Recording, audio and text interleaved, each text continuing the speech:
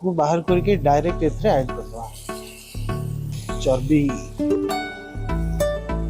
देखंतु हमर mutton ready है बनी के पूरा रेडी है छी आ संगरे अछि हमर लाल राइस। हेलो नमस्कार जुहार आ गोटे नुआ फ्रेश ताजा वीडियो रे आपन मन को बहुत बहुत स्वागत। आज रे वीडियो रे हमें बनाया पे जाउछु मटन करी किछि अलगा स्टाइल। तो भाई चलंतु एबे करबा मैरिनेट।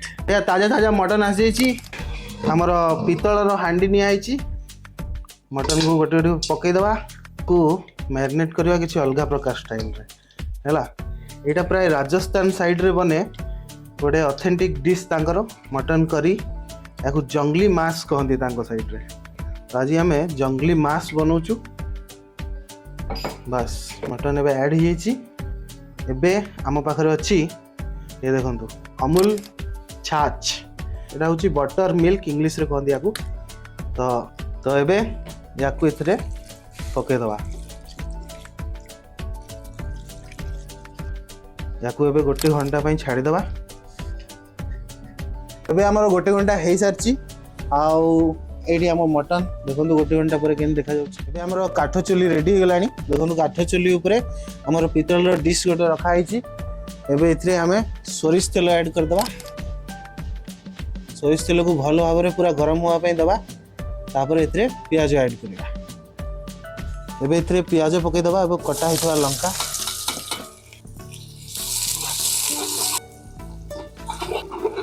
देखो प्याज आमर हो सारानी। ये टमाटर पकईदे दुईटा बड़ बड़ टमाटर काटिक नि आई। देखो आम टमाटर हो सारा। ये अदा रसुण पेस्ट पकईदे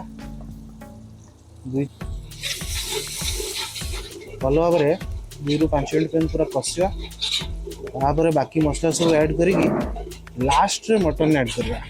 तो आम प्रोसेस से गोटे भूल हो जाता। गोटा गरम मसला को आमको फास्ट पकेबार था किंतु किसी कथा नहीं। एबे पकईदे गोटा गरम मसला ऐड करदेलु। गोटे भल भाव चलैदे अदा रसुण पेस्ट को आउ टिके देरी हाँपाई दवा। तापर बाकी मसला सब ऐड करवा। एबे जीरा पाउडर ऐड करदवा। एबे धनिया पाउडर ऐड करदवा। एबे मीट मसला ऐड करदवा। से इतरे पकेवा हल्दी गुंड और टिके लंका गुंड जोरे टिके लंका दवा। मटन रे राग ना मटन कौन आ ये बा जंगली मटन बनइबारे गोटे जिनस आप जानी मटन को जदि आप बनाऊँच मसलाटा को भल भाव कषिया दरकार अच्छे। जिते मसलाटा भल भाव कषि हम माने मटनटा पूरा बनई पूरा बोबाल मसलार कलरटा देखो पूरा कषि है बढ़िया भाव पूरा। तो मसला रेडी हो गला। बाहर करके डायरेक्ट एथरे ऐड कर दवा चर्बी। या ऊपर लुण पकेदा टाटा लुण।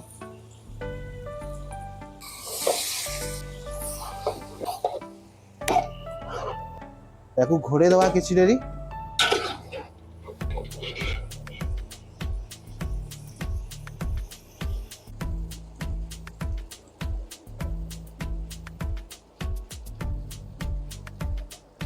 तो ये हमारा मटन रेडी है। देखंतु एते बढ़िया बनी पूरा रेडी है। आ सांगरे अच्छी हमर लाल राइस खेत देसी चाउल राइस आसला मटन।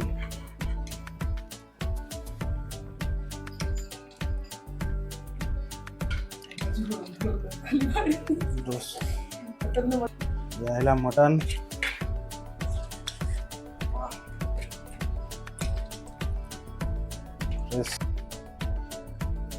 3, 2, 1 चलो।